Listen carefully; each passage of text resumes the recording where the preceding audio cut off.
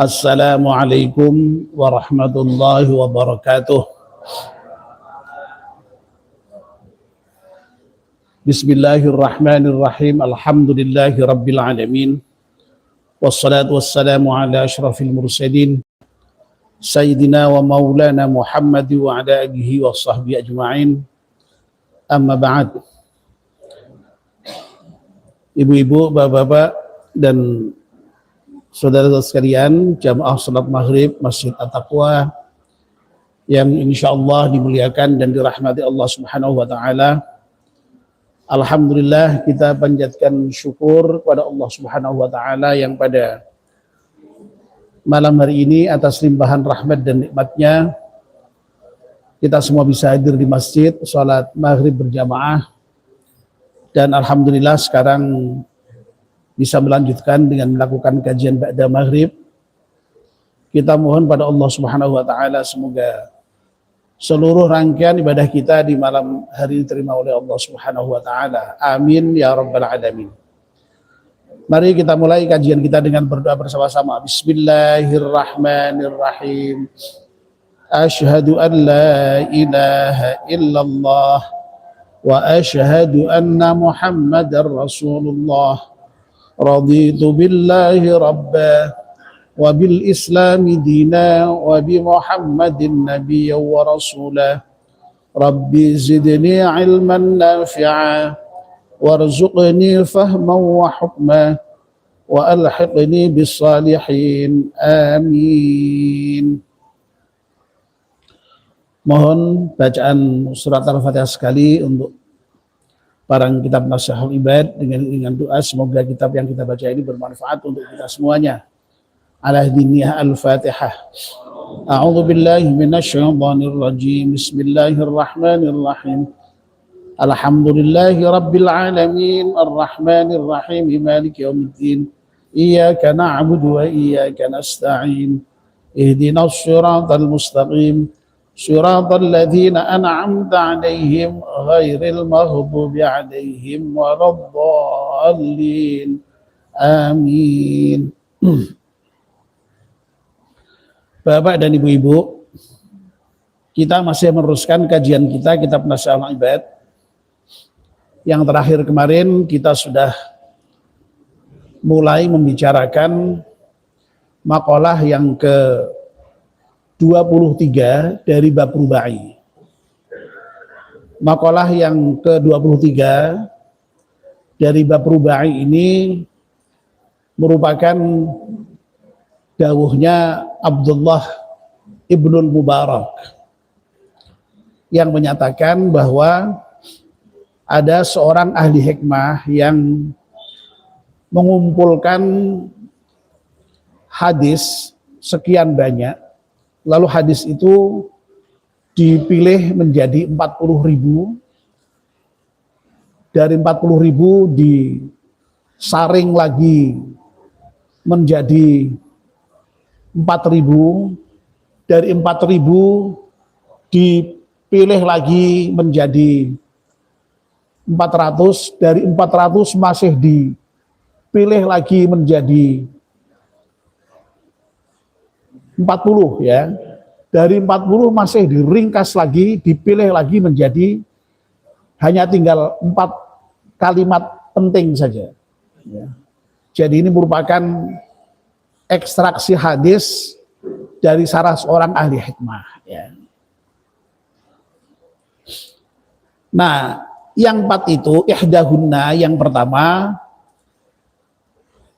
berbunyi la tafiqanna bi imra'atin ala kulli hal. Jangan kalian percaya sepenuhnya kepada perempuan dalam setiap urusan, dalam setiap hal. Kemarin sudah saya berikan penjelasan panjang lebar. Hadis-hadis semacam ini jangan difahami dengan perspektif seakan-akan menyudutkan kaum perempuan, jangan ya. Ini harus difahami sebagai bentuk kewaspadaan saja, ya, kewaspadaan. Dan sebenarnya kalau persoalan bisa dipercaya dan tidak dipercaya itu laki-laki juga ada yang tidak bisa dipercaya juga. Jadi artinya ya sama saja ya. Jadi ini harus dibaca hati-hati ya. Jangan sampai kemudian menyudutkan perempuan. Lalu kemudian yang kedua, wasaniyatu la tahtaranna bil mali ala kulli hal. Jangan sampai kamu terpedaya, tertipu, terbuai oleh harta benda dalam segala keadaan. Wasalisatu, dan yang ketiga, la tuhammil ma'iddataka ma la tutiquhu. Jangan engkau penuhi perutmu itu dengan hal-hal yang perut tidak mampu untuk menanggungnya. Dan warrabi'atu, yang keempat, la tajma' minal ilmi ma la yanfa'uka. Jangan kalian itu mengumpulkan ilmu tetapi ilmu itu tidak bermanfaat untuk kalian ya. Nah, bagian yang pertama sudah kita bahas panjang lebar kemarin. Malam ini kita melanjutkan pembahasan poin yang kedua. Wasaniyatu, dan yang kedua, la tahtaranna bil mali.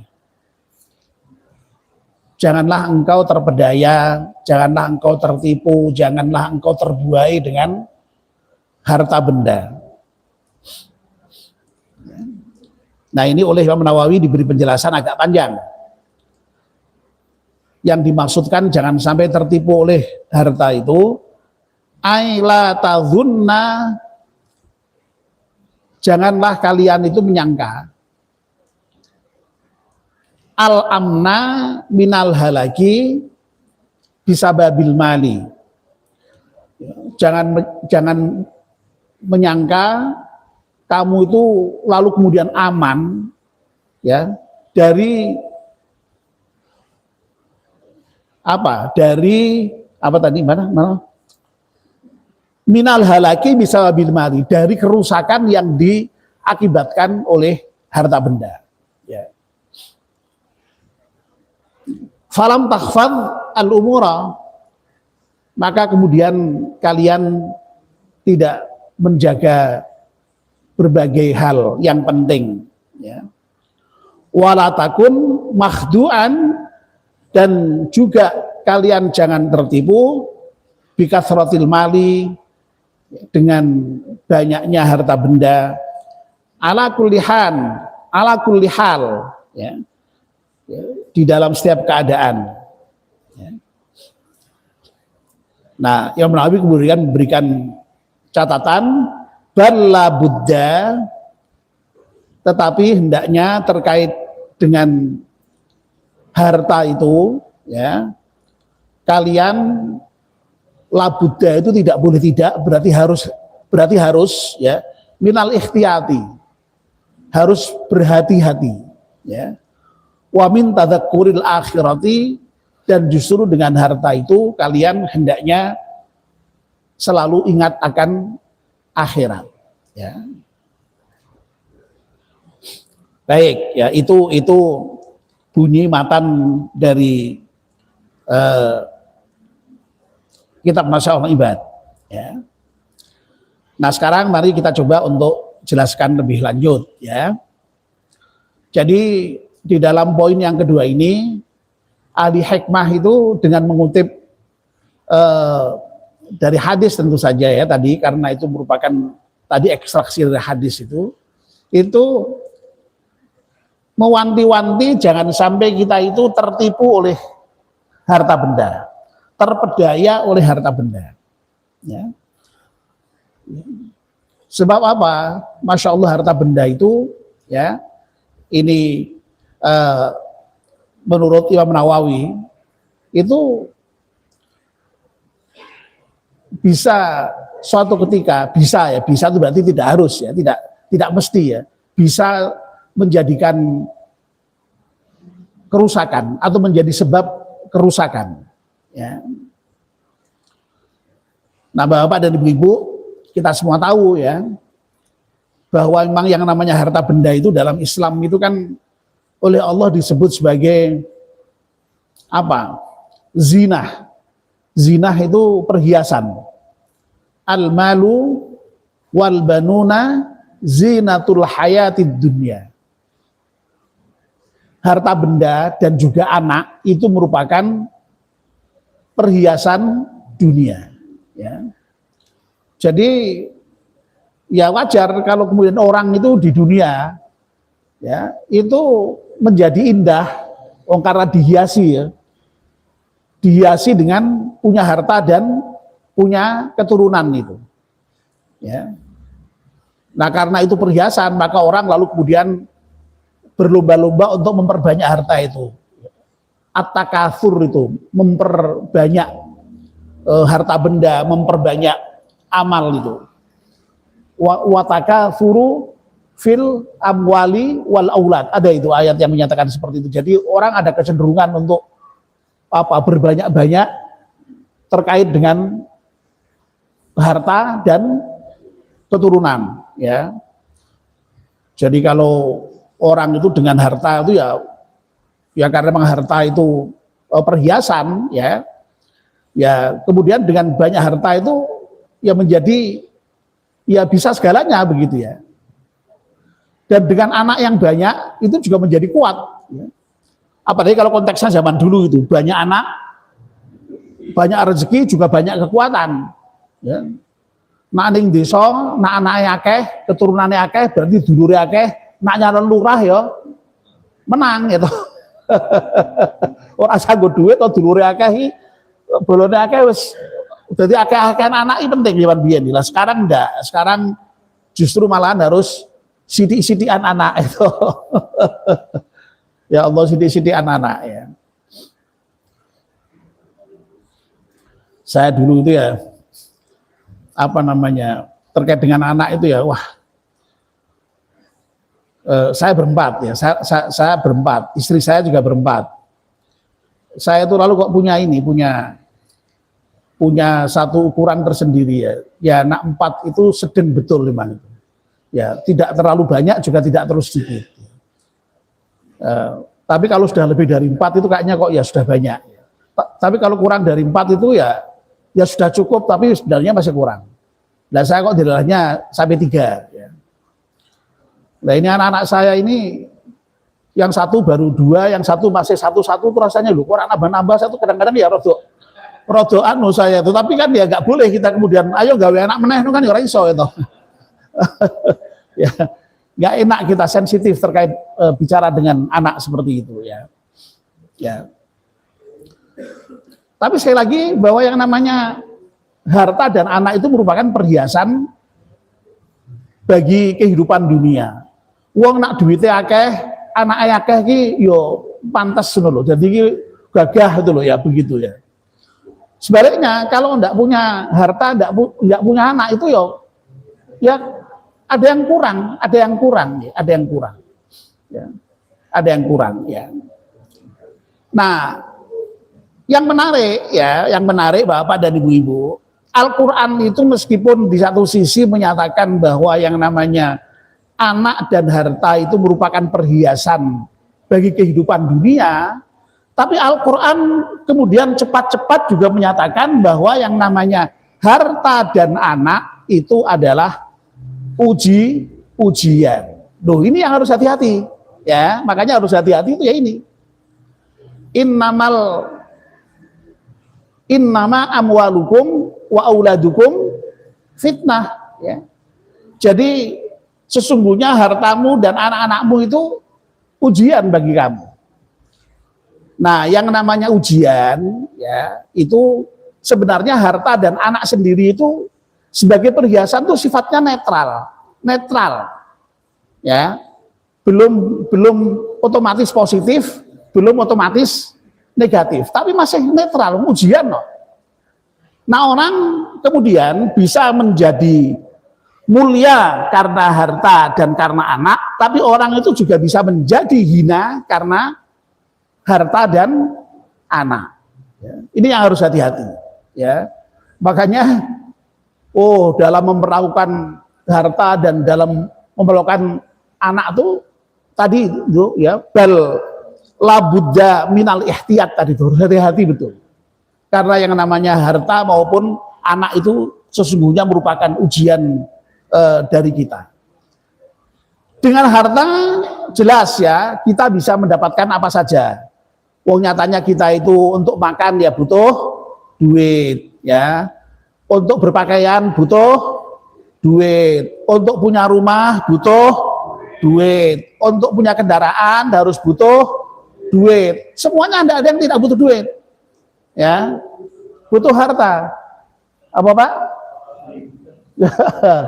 Ya. Butuh uang semua itu.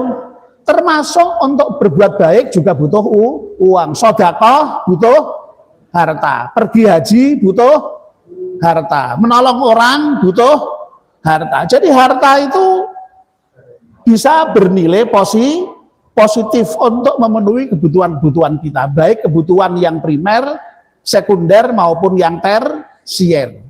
Ya. Baik itu yang daruri, ya, yang tahsini, ya. Itu semuanya memang dengan harta, ya, dengan harta. Ya.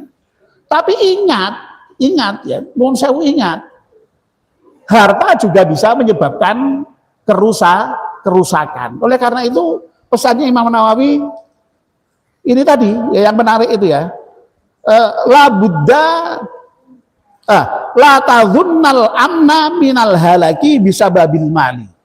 Ya. Jangan kamu mengira kamu itu aman ya dari apa akibat-akibat harta yang merusak itu. Ya, jangan dikira aman kita. Oh, banyak sekali itu hal-hal yang kemudian disebabkan oleh harta kita menjadi rusak itu. Apa kira-kira? Misalnya yang paling penting dengan harta itu ya, coba kalau hartanya semakin banyak, ada kemungkinan orang itu bisa kemudian menjadi sombong. Nah, kalau sudah banyak harta itu lalu petenteng ya, semua orang lalu dianggap remeh ya, itu kelas di bawah saya itu ya. Lalu kemudian dengan harta itu pula lalu kemudian bisa membeli apa saja, termasuk membeli hukum, membeli keadilan, kan begitu itu ya. Itu justru harta yang kemudian merusak ya. Lalu apalagi misalnya yang eksplisit disebutkan Al-Qur'an ya, kalau banyak-banyak harta itu bisa melalaikan itu. Alhaakumut takatsur itu ya, akan melalaikan kamu yang namanya berbanyak-banyak harta itu ya. Ya karena kalau sudah apa namanya orientasinya hidup itu hanya harta, lalu kemudian yang namanya waktu itu saben dina mung digunakan hanya untuk mencari harta, lalu kemudian muncullah semboyan time is money itu ya, jadi waktu adalah uang, jadi wes pokoknya waktu ini tidak ada lain kecuali harus dimanfaatkan untuk uang ya. Ibadah harus nanti dulu, penting duitnya ya. Dulu saya pernah cerita toh ya, saya pernah naik taksi, naik Grab itu ya, itu jujur itu menyampaikan ke saya itu, ya saya itu gimana Pak ya, ya emang pekerjaannya begini, jadi kadang-kadang saya itu ya meskipun waktunya sholat ya saya tetap pentingkan narik ya, waktunya Jumatan ya, kalau memang ada yang apa namanya istilah itu yang apa, yang booking ya tetap saya tarik. Jujur begitu ya, ngobrol-ngobrol itu ya. Jadi akhirnya yang namanya harta itu melalaikan kita akan ibadah, akan Allah Subhanahu wa taala tadi. Seakan-akan hidup lalu kemudian hanya untuk mencari uang itu tadi itu. Ya. Itu apa namanya? Saya kira banyak yang terjadi seperti itu. Ya. Bahkan ya kadang-kadang ya terjadi orang itu diuji dengan miskin itu tahan ya. Ya, diuji dengan miskin tahan, Tapi kadang-kadang diuji dengan harta malah tidak tahan, ya. Diuji dengan kemiskinan lulus, malah justru ketika diuji dengan harta benda tidak lulus, ya. Pernah terjadi di masa sahabat itu yang salah seorang sahabat yang miskin, ya, yang ketika waktunya sholat biasanya ketika miskin itu jamaahnya rajin datang ke masjid terus, ya. Terus suatu ketika ini bosan miskin, ya, njaluk didongake karo Kanjeng Nabi, mbok saya didoakan menjadi orang kaya gitu, ya. Wes kowe apik miskin wae. Nabi guyoni begitu itu. Wah, ndak, Nabi saya sudah bosan jadi orang miskin ini. Saya kepingin kaya, tolonglah didoakan. Nah, sama Nabi didoakan betul akhirnya. Dan oleh Nabi diberi modal berupa 1 ekor kambing. Dulalahnya kambingnya itu kemudian beranak pinak sampai kemudian sing asale mung angone kambing ning nggon daerah deket-deket, suwe-suwe butuh tempat yang jauh, suwe-suwe akhirnya orang tua ning masjid babar pisan. Ya begitu, ya. Itu saya kira terkenal, ya, cerita itu terkenal, ya. Itu berarti diuji dengan kemiskinan kuat, malah ketika diuji dengan harta benda orang kuat, ya. Ketika miskin taat, apik ra karuan, tapi ketika sugih, wah neko-neko, gitu. Ya gaya hidupnya berubah. Lah berubahnya kalau hanya sekedar berubah yang halal boleh, makannya tambah enak. Tapi kadang-kadang tambah maksiat toh itu. Ya, tambah maksiat, ya toh. Akhirnya ya minum, ya akhirnya ya uang di duit, ya toh, akhirnya ya iso bayari yang lain-lain yang maksiat-maksiat itulah begitu. Ya, nah ini berarti yang namanya banyak harta, tapi justru kemudian bisa menimbulkan kerusakan. Oleh karena itu harus hati-hati. Makanya ini Imam Nawawi tadi itu, ya, perintahnya suruh ihtiyat tadi itu, berhati-hati tadi. Ya. Nah, lalu, ya, Bapak dan Ibu-ibu itu ketika yang namanya harta itu sudah menuju kepada penyebab sebagai kerusakan, Imam Nawawi kemudian menegaskan ini, falam tahfat al umur. Kamu lalu kemudian tidak bisa menjaga hal yang penting itu, tidak bisa. Ya. Ya tadi itu yang mestinya bisa menjaga sholat, ya, tapi karena sibuk dengan harta, sholatnya lali, ya, kewajibannya lali, ya. Waktunya harus bayar zakat, iman-iman, ya, lali. Asalnya lali terus akhirnya betul-betul ngelali, ya. Asalnya lali tapi akhir-akhir ngelali. Gitu loh, ya, lali karo ngelali. Nak lali kok ora kelingan, tapi nak ngelali janjane kilingan tapi pura-pura lupa itu, ya. Nah itu. Lah nek wis pura-pura itu repot, Bang, ya.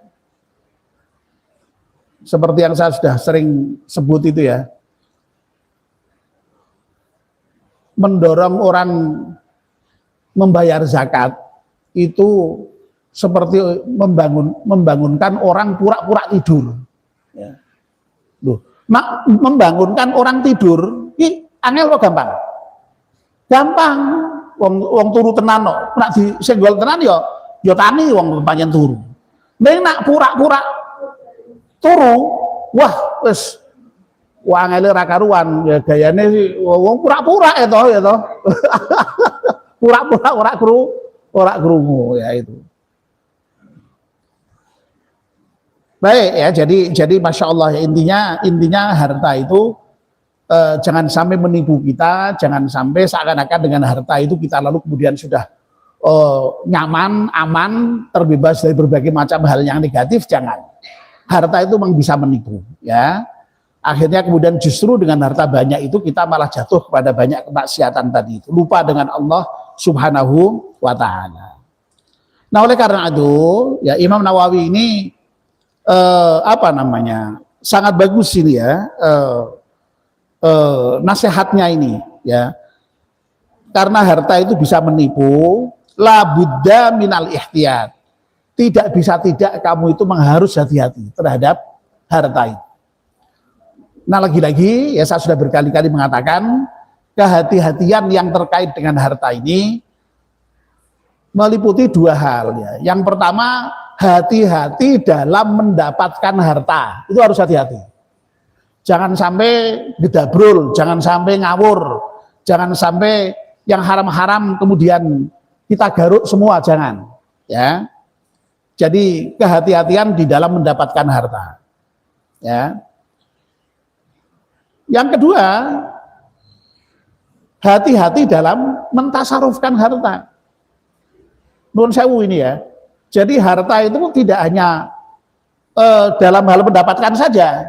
Kita ini kan kadang-kadang fokusnya hanya mendapatkan, wah sing penting aku untuk barang sing halal, aku sebut gawe tenanan. Nih pada saatnya harus mentasarufkan harta, cara mentasarufkannya, cara membelanjanya tidak benar, tidak hati-hati. Akhirnya tadi terjebak untuk hal-hal yang tidak dibenarkan oleh aturan agama. Na'udzubillah min dalik. Harus hati-hati, harus hati-hati. Wa min tadzakkur akhirah, dan juga hendaknya terkait dengan harta itu kita ya tadi itu ingat akhirat. Ya. Ketika mencari hartanya ingat akhirat. Wong nanti akan saya pertanggungjawabkan. Ditanya nanti dari mana harta itu didapat. Ketika sudah dapat juga menggunakannya juga harus hati-hati, harus diorientasikan untuk akhirat. Ya. Ya. Apa itu Al-Quran menyatakan itu? Wabtaghi fima atakallahu ad-daral akhirah. Jadi apa yang telah Allah anugerahkan kepada kita ini, termasuk harta kita itu untuk kepentingan akhirat. Memang pesannya jangan sampai melupakan dunia, ya.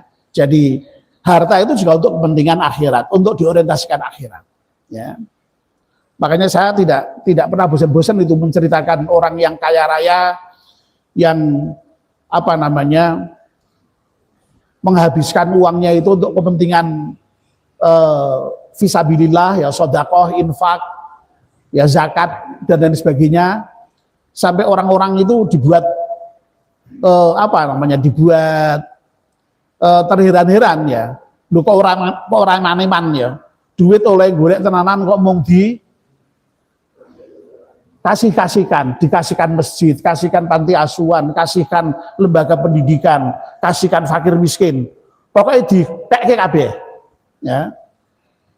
Nah, ditanyalah oleh orang, Pak nuwun sewu, jenengan kok duit-duit akeh ning kok ya wis oleh golek tenanan kok mung dikek-kek tok, gitu. Napa jenengan mboten eman-eman, apa ora sayang dengan uangnya itu? Apa jawabannya?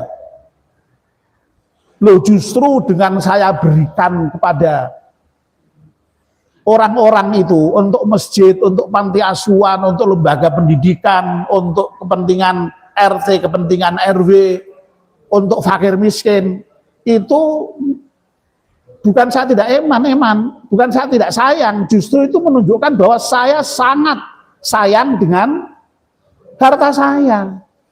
Tapi justru karena saya sangat sayang dengan harta saya itulah maka saya kepingin semua harta saya itu nanti akan menemani saya di akhirat. Begitu jawabannya. Ya. Sebab apa? Yang namanya harta itu memang sesungguhnya yang betul-betul menjadi milik kita itu adalah harta yang sudah kita infakkan itu, yang kita sedekahkan itu. Kalau harta itu belum kita sedekahkan, itu kemungkinannya banyak itu, ya. Paling banter menjadi hak ahli waris.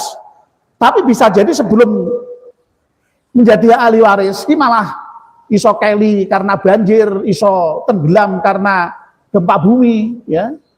Iso ditipu kancane entek kabeh. Ya. Oleh karena itu justru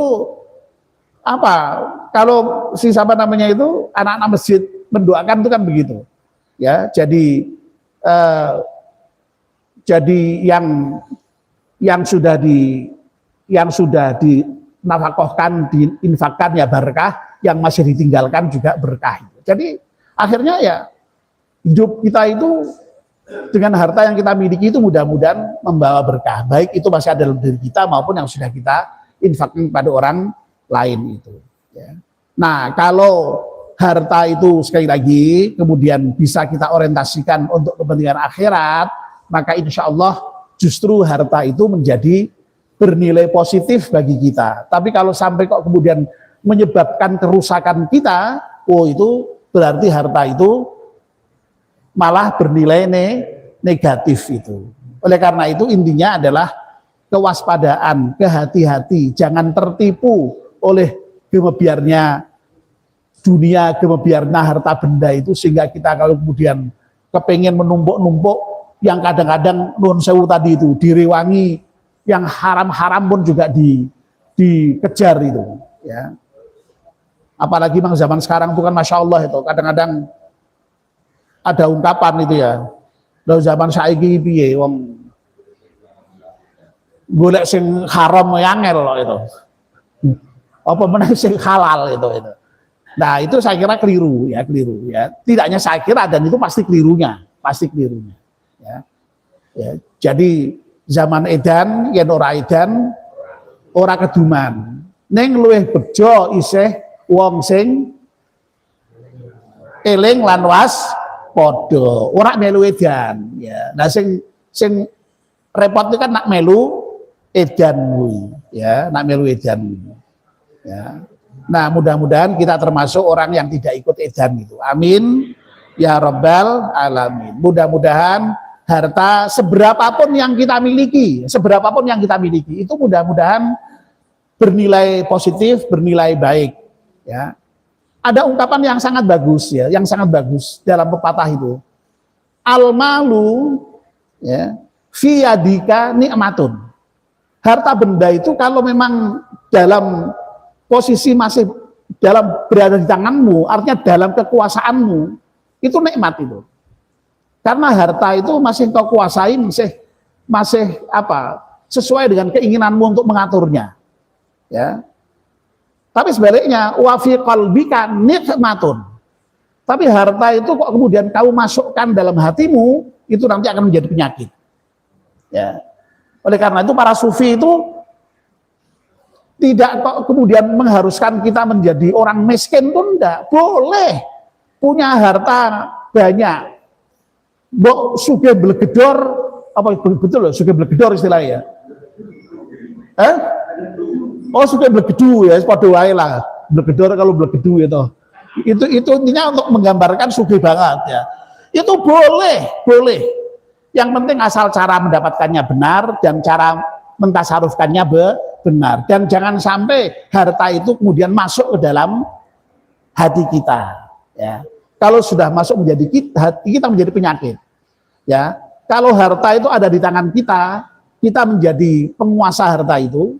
Tapi kalau harta itu sudah berada di dalam hati kita, justru kita dikuasai oleh harta, ya. Makanya ada ungkapan yang lain yang mengatakan, ya, kalau man malakahul malu ya, wa huwa abdun.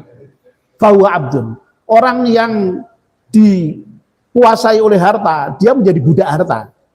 Ya. Waman malakal mala hurrun. Dan barang siapa yang menguasai harta, maka dia menjadi orang yang merdeka. Ya, itu ada ungkapan-ungkapan yang semacam itu yang sekali lagi menunjukkan betapa sekali lagi harta itu pisau bermata dua, ya, tepatnya begitu. Pisau bermata dua bisa untuk ngiris lombok, untuk ngiris bawang, untuk ngiris sayur ya Bu ya, tapi juga bisa untuk nusuk orang. Nah, itu jangan sampai untuk nusuk orang itu pisau itu ya begitu ya. Nah, begitu. Baik ya, demikian untuk poin yang kedua. Insya Allah nanti akan kita lanjutkan dengan pembahasan poin berikutnya. Mari kita akhiri dengan berdoa bersama-sama. Bismillahirrahmanirrahim. Wal asri innal insana lafi khusrin illa alladzina amanu wa amilus salihati wa tawassaw bil haqqi wa tawassaw bis sabr. Subhanakallahumma wa bihamdika asyhadu an la ilaha illa anta astaghfiruka wa atubu ilaik. Wassalamualaikum warahmatullahi wabarakatuh.